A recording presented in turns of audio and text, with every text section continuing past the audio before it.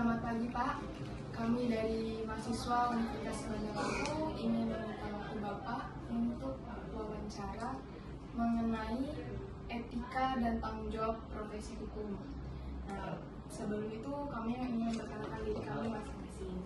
Pertama, perkenalkan nama saya Febriana Putri, NPM 222-11177.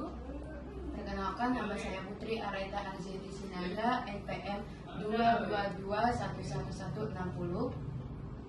Dan saya Yusinagra Putri, NPM 3. Saya Caca Belika, NPM 222-11165.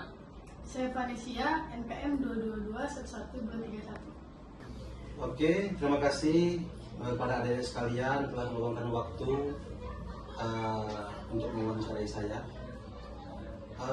Nama saya Ali Fitra Anugrah, SH, belum MH, dan lagi mungkin. Jadi saya saat ini adalah sebagai advokat, tapi dulu kan sering dikenal pengacara, konsultan hukum, penasihat hukum, dan lain-lain. Jadi saat ini saya bernaung di kantor hukum Ginda Ansori Waika, kantor hukum Ginda Ansori Waika, dan saya pengacara di organisasi advokat Pradi. Jadi sampai saat ini saya masih sebagai advokat, belum yang lain. Oke, mungkin ini saja perkenalan saya. Oke. Di sini kami ada beberapa pertanyaan. Pertama itu ada pertanyaan, Bapak kan sebagai advokat, Ya. bagaimana sih kode etik dalam advokat itu? Ada apa saja? Oke, tadi pertanyaannya kan bagaimana pelaksanaan kode etik advokat, terutama di Indonesia. Berarti kalau bagaimana, ini menurut saya ya.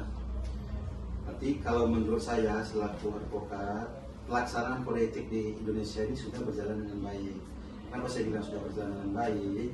Ya karena, terutama karena saya Pradi, ya banyak anggota Pradi yang karena melanggar kode etik, yaitu kode etiknya bermacam-macam ya. Ya ada yang diberhentikan sementara, ada yang memang dikeluarkan dari organisasi advokat. Ada artinya berjalan dong.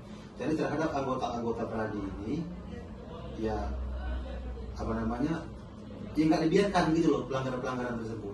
Dan perlu diketahui lagi, pada dasarnya kita sebagai pengacara itu, kalau kita bahas kode etik, tidak boleh menunjukkan ke keluarga itu kemewahan kita, nggak boleh. Terus ya intinya ya kalau kita pakai memang biasa-biasa saja, tapi jangan diumbar-umbar. Misal saya punya ini, punya segalanya, sebenarnya banyak pertentangan juga persoalan itu, nggak bagus. Jadi santai aja gitu. Tuh. Tapi kan enggak kan sekarang ini kan, jadi labelnya pengacara itu tuh mewah, wah ya karena menunjukkan segala macam. Kalau menurut saya itu tuh nggak pas yang seperti itu. Tapi pelaksanaannya tentang kode etik udah dengan baik, udah baik Pak Manusia. Oke, lagi. Dan yang kedua, saya di sini mau bertanya, bagaimana cara Bapak menyelesaikan masalah dalam etika profesi hukum ini? Tadi kan pertanyaannya yang kedua, bagaimana cara saya ya menyelesaikan masalah dengan etika dan tanggung jawab yang baik. Kalau bagaimana cara saya, artinya kan bagi saya dan menurut saya, cara menyelesaikan masalah dengan etika dan tanggung jawab. Jadi begini, berarti ini berkaitan dengan apabila kita sudah diberikan kuasa oleh klien, ya kan, sebagaimana tuh kita menyelesaikan masalah dengan beretika kita yang baik. Kalau saya, setelah klien memberikan kuasa kepada saya, baik kuasa apapun itu, pidana, perdata, jadi saya pertama tanggung jawab dong dengan kuasa tersebut. Nah, kemudian, ya saya harus selesai dong menyelesaikan persoalan-persoalan yang diberikan oleh klien saya. Nah,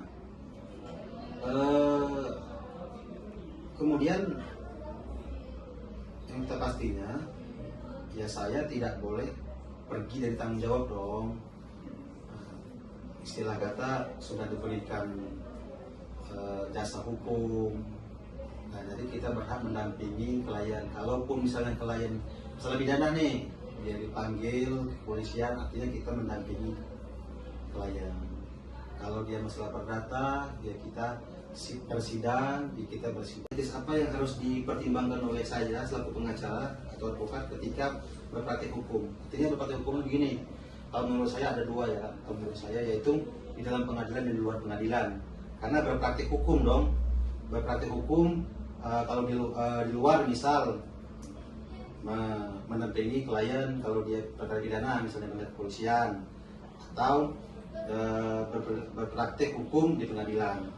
Jadi pertimbangan etis yang harus dipertimbangkan adalah ya ketika berpraktik hukum di luar pengadilan, ya saya harus profesional dong. Profesional dalam arti ya saya harus berpenampilan yang bagus, ya selayaknya sebagai pengacara dong, advokat. Jadi kemudian saya harus menyampaikan masukan-masukan kepada klien, ya harus dengan yang benar, yang masuk akal, rasional artinya. Nah, ketika di pengadilan pun, ya perilaku saya sebagai pengacara sidang di pengadilan. Pertama kita harus menghormati persidangan, ya dengan cara kita menghormati pihak-pihak yang ada dalam, misalnya hakim, kalau perdata, pihak lawan kita hormatin juga, kalau pidana ya ada kejaksaan, semua di dalam persidangan tersebut harus kita hormati. Kemudian kita juga harus menyiapkan dong, kalaupun kita bersidang di pengadilan, artinya berperilaku kita ketika berpraktik hukum, sidangnya terutama. Ini dokumen persidangan dong kita siapkan. Salah satu, kita siapkan kartu kita sebagai advokat atau pengacara, kita persiapkan. Terus kemudian dokumen-dokumen pendukung, salah satunya BAS, berita acara sumpah. Karena di persidangan itu yang diperiksa itu salah satunya adalah yang utama pokok itu kartu tanda advokat, penenang, kemudian berita acara sumpah, kemudian surat kuasa dong untuk bersidang kita siapkan. Nah ini untuk awalnya ya, untuk awalnya. Istilah kata dokumen-dokumen pendukung yang harus dipersiapkan terlebih dahulu. Ini kalau kita bersidang ya, karena pertanyaannya berpraktik hukum, ini sidang kita, salah satunya bersidang. Ya kemudian dokumen-dokumen awal pendukung itu kita siapkan semua. Ya satu ya, dan kalau kenapa harus siap dari awal? Satu, kita menjaga kehormatan kita terhadap klien dong, bahwa kita profesional. Jadi jangan sampai dokumen-dokumen pendukung saat kita praktik bersidang itu belum dipersiapkan. Jadi kita kelihatan tidak profesional sebagai pengacara. Nah, itu kan jadi pandangan buruk dong bagi masyarakat. Ya bukan buat saya saja, tapi perbuatan-perbuatan yang tidak bagus tersebut kan berefek kepada profesi advokat bagi yang lain-lainnya. Artinya rekan-rekan ya bisa kena dari hal itu. Oke. Ya terima kasih. Tadi kan pertanyaan apa perbedaan LBH dan advokat. LBH itu lembaga bantuan hukum. Jadi lembaga bantuan hukum banyak, misal LBH Bandar Lampung, lembaga bantuan Bandar Lampung, LBH Cinta Kasih, LBH macam-macam, LBH Adil Nusantara, kan banyak kan LBH. Nah jadi kita ambil satu-satu. Kalau LBH itu, yaitu adalah pemberian bantuan hukum, isinya atau organisasi masyarakat yang memberi baik layanan bantuan hukum. Jadi kalau kita berbicara lembaga, berarti organisasinya tempatnya. Jadi kalau organisasi itu pasti ada strukturnya kan, bentuknya. Itu kalau LBH. Sekarang advokat tuh itu adalah provisinya, artinya ke orang-orangnya dong. Artinya kalau advokat itu ya lebih kurang begini.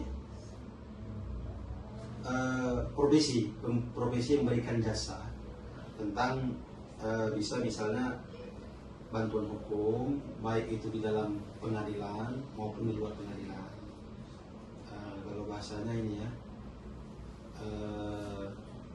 litigasi dan non litigasi, itu ke orangnya ya, profesinya ya, itu mungkin seperti itulah lebih kurangnya. Ya, mungkin bisa tambahin nanti ya. Oke. Sekian dan terima kasih banyak Pak sudah meluangkan waktunya. Dari kami ucapkan terima kasih. Maaf kata kalau kami ada salah saat bersikap atau berkata. Mengucapkan terima kasih banyak Pak.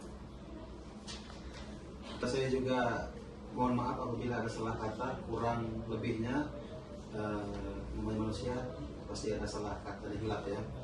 Jadi terima kasih sekali lagi ya buat adik-adik, semoga cepat selesai kuliahnya dan skripsinya lancar. Amin. Dapat nilai yang bagus terutama ya. Amin. Ya.